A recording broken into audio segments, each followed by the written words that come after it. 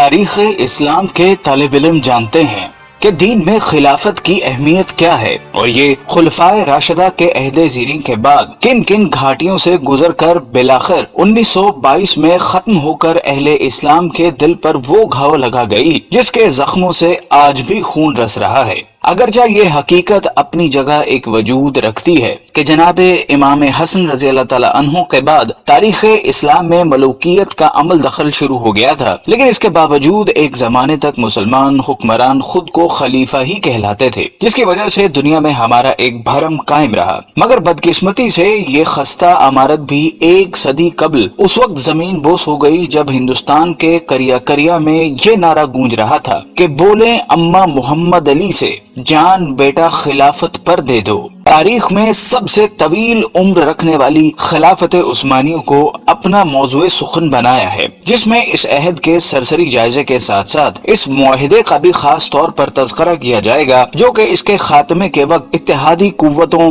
اور اس کے شکست خوردہ حکمران کے درمیان طے ہوا تھا، جس کی عمر 100 سال مقرر کی گئی تھی، اور ہم جانتے ہیں کہ یہ مدت آئندہ سالوں میں ختم ہو جانے والی ہے، جس کے بعد نہ صرف عالم اسلام بلکہ پوری دنیا میں ایک بہت بڑی تبدیلی کے مواقع موجود ہیں۔ ناظرین، بنو امیہ کی حکومت کے خاتمے کے بعد 132 ہجری میں خلافت بنو عباس کا قیام عمل میں آیا، جو کہ قریب 5 صدیوں تک قائم رہی، اور اس زمانے میں بغداد نہ صرف علم و حکمت کا گھر تصور ہوتا تھا بلکہ اس کا شمار دنیا کی طاقتور ترین حکومتوں میں بھی ہوتا تھا، جس کو ہارون الرشید اور مامون الرشید جیسے خلفاء نے قوت و حشمت کی بلندیوں تک پہنچا دیا تھا۔ لیکن فطرت کے اس اصول یعنی ہر کمال زوال کے تناظر میں جب 8ویں خلیفہ معتصم باللہ کے بعد عباسیوں نے محض ہوس اقتدار کو اپنا مطمع نظر بنا لیا تو ہلاکو خاں کے ہاتھوں اس کا بھی خاتمہ ہو گیا، اور یہ تاریخ اسلام کا وہ خونی باب ہے جس کو رقم کرنے کے لیے شیر کا کلیجہ درکار ہے۔ لیکن چونکہ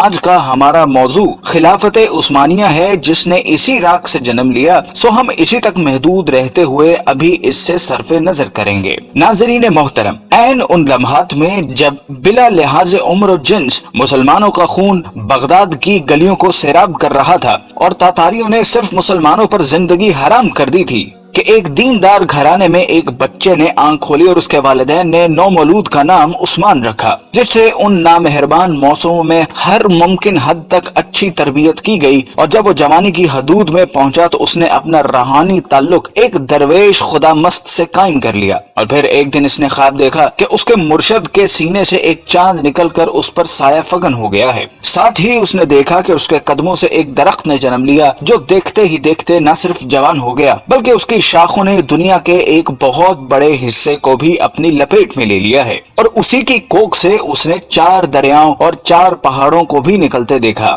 خواب سے بیداری کے بعد جب عثمان نے یہ خواب اپنے پیر و مرشد کے سامنے بیان کیا تو انہوں نے کہا، مبارک ہو، اللہ نے تمہیں اور تمہاری اولاد کو اپنے دین کے لیے چن لیا ہے۔ ناظرین گرامی، یہ 1299 کا سال تھا جب فطرت نے عثمان کو دولت عثمانیہ قائم کرنے کی قوت بخشی۔ یہ نوزائندہ اسلامی مملکت اس بازنطینی حکومت کے پڑوس میں قائم ہوئی جس کو آج ہم اہل روم کی حکومت سے موسوم کرتے ہیں۔ قابل قدر ناظرین، عثمان جس کو ترک آج بھی غازی عثمان کے نام سے یاد کرتے ہیں کا عہد حکومت ایک مثال کے طور پر پیش کیا جاتا ہے جس میں عدل و انصاف کی حکمرانی تھی۔ غازی عثمان نے اپنی زندگی میں ایک ایسی سلطنت کی بنیاد رکھی جو کہ آنے والی کئی صدیوں تک قائم رہی۔ یہ عظیم حکمران جب 1226 میں اس دنیا سے رخصت ہوا تو اس نے موت سے قبل اپنے بیٹے اور خان کو جو نصیحت کی وہ آج بھی کتب تاریخ میں ایک بہترین ضابطے کی صورت میں موجود ہے۔ اس نے کہا کہ جہاد فی سبیل اللہ کو قائم رکھتے ہوئے ہمیشہ دین اسلام کا پرچم سر بلند رکھنا اور ہمیشہ عدل و انصاف پر قائم رہنا۔ اس نے کہا کہ میری نسل سے جو شخص بھی اسلام سے بے وفائی کا مرتکب ہوگا تو وہ روز حشر رسول اللہ صلی اللہ علیہ وسلم کی شفاعت سے محروم رہے گا۔ اور پھر اس کے بعد 627 سال تک دولت عثمانیہ پر اسلامی خلافت قائم رہی जिस दौरान कई एक नामवर हुक्मरान आए जिन्होंने इसकी आबियारी करते हुए उसे दुनिया की एक अजीम सल्तनत में बदल दिया। और फिर आने वाले वक्त ने साबित किया कि उस्मान के ख्वाब में आने वाले दरियाओं में दजला, फरात, नील और दरियाए दीनवब शामिल थे, जबकि पहाड़ों में कोहे तूर, कोहे बलकान, कोहे काफ और कोहे अतलस थे, जो कि बादशाह उसकी कलमे रोक का हिस्सा बने। नाज़रीन गरामी, जैसा कि हमने अर्ज किया कि 1922 में उस वक्त खिलाफत उस्मानिया को एक बैनुल अक़वामी मुआहिदे की रूह से खत्म कर दिया गया, जिसके बाद इस्लामी हुकूमती मरकज की छतरी से निकलकर अलहदा अलहदा तशख़्ख़ुस की हामिल हो गयी। लेकिन हम में से बहुत कम लोग ऐसे हैं जो इस मुआहिदे के बारे में आगाह हों, जिनकी तफसीलात हम आपके सामने रख रहे हैं, जिनको जानने के बाद हमें उम्मीद है कि आप दुनिया के मौजूदा हालात और उसमें आलमे इस्लाम के हालत ज़ार के बारे में बेहतर तज्जिया कर सकेंगे। जब पहली जंगी अजीम के बाद तुर्कों को शिकस्ते फाश का सामना करना पड़ा, तो उसके बाद इत्तेहादी ममालिक जिनमें बरतानिया और फ्रांस जैसी कुव्वतें शामिल थीं, ने तुर्क सुल्तान से मुआहिदे में ये शर्तें मनवाई, जिनके मुताबिक सुल्तान की तमाम जाती इमलाक को जब्त कर लिया गया। खिलाफत उस्मानिया, जो कि 3 बर्रे आज़मों पर फैली थी, को तोड़ दिया गया। और आप इसकी वुसअत का अंदाजा लगाना चाहें तो हैरान रह जाएंगे कि इसको तोड़ने के बाद दुनिया में 40 आजाद ममालिक वजूद में आए, जिनमें आज की दुनिया के बेशतर इस्लामी मुल्क शामिल हैं। गोया मुसलमानों की कुव्वत मुख्तलिफ 40 दायरों में तकसीम होकर रह गई, जिसके बाद यहूदी और नुसरानी दुनिया के लिए सुपर पावर बनने का रास्ता हमवार किया गया। तुर्की, जो कि उससे कबल आलम इस्लाम का मरकज तस्वुर होता था, को सेक्युलर स्टेट का दर्जा दे दिया गया। सुल्तान के 3 बर्रे आज़मों पर फैले हुए असासों को जब्त कर लिया गया और तुर्की में आइंदा 100 साल तक इस्लामी निजाम के नफाज और खिलाफत पर पाबंदी आयद कर दी गई। इसके अलावा उसको मुआशी तौर पर तबाह बर्बाद करने के लिए ये शर्त भी रखी गई कि वो अगले 100 साल तक अपनी मादनियात, जिनमें तेल की नुमाया दौलत थी, को इस्तेमाल नहीं करेगा और तेल के मजीद कुएं भी नहीं खोदे जाएंगे। जबकि मजीद जुल्म ये किया गया कि इसकी बंदरगाह बासफोरस पर तुर्की की मलकियत को खत्म करते हुए इसे आलमी तसर्रुफ में दे दिया गया और ये शर्त रखी गई कि तुर्क उससे किसी भी किस्म का टैक्स वसूल न कर सकेंगे। ये तमाम शराइत नाफिज करने के बाद साथ ही ये भी तय कर दिया गया कि तुर्क सल्तनत अगले 100 साल तक इस मुआहिदे का एहतराम करने की पाबंद होगी। नाज़रीन गरामी, वक्त अपनी मखसूस रफ्तार के साथ चलता रहा और तुर्क मुसलमानों और बिलअमूम तमाम आलम इस्लाम ने ये सदी किस कर्ब से गुजारी। अगर इस दास्तान खून रंग को लिखने की जसारत की जाए तो जाहिर है एक पूरी किताब की जरूरत पड़ेगी, लेकिन ये अहदे पुरआशोब अपनी तमाम तर हशर सामानियों के साथ अब अपनी आखिरी सांसें ले रहा है और अब मजीद कुछ साल बाद तुर्की इस मुआहिजे से आजाद होने वाला है, जिसने 100 साल तक इसकी आजादी को उससे छीने रखा। लेकिन जो जो वक्त करीब आ रहा है, तो इस्लाम मुखालिफ कुव्वतों की रातों की नींद में खलल आने लगा है कि इस मुआहिदे के बाद दुनिया में एक बार फिर नए दौर का आगाज होने वाला है, जिसकी ताकतवर शहादतें तुर्की की मौजूदा क़यादत, जो कि मर्द-ए-हुर तैयब उर्दगान का कौलो अमल दे रहा है। हर चंद के गुज़िश्ता एक सदी में तुर्की को इस्लाम से दूर रखने की हर मुमकिना कोशिश की गई, लेकिन इसके बावजूद हालात गवाही दे रहे हैं कि वो चंगारी जिसको अगयार ने अपनी मक्कारी से दबाने की सरतोड़ कोशिशें की, वो एक बार फिर शोला बनने के लिए बेताब है। बल्कि अगर तैयब उर्दगान के तर्ज अमल पर जरा सा भी गौर करें तो ये बात खुलकर सामने आती है कि बर्मा का मामला हो या कश्मीर का मसला, सबसे पहले मुसलमानों के हक में जो आवाज बुलंद होती है वो तैयब उर्दगान का नारा मस्ताना होता है। बल्कि हाल ही में जब अमेरिकी सदर ट्रंप ने पाकिस्तान के खिलाफ जुबान खोली तो उसकी मजम्मत भी सबसे पहले तुर्की की सरजमीन ही से की गई। और जब ये मुआहिदा अपनी मौत मर जाएगा तो फिर हालात क्या रुख इख्तियार करेंगे, इसका अंदाजा लगाना कोई ज्यादा मुश्किल काम नहीं।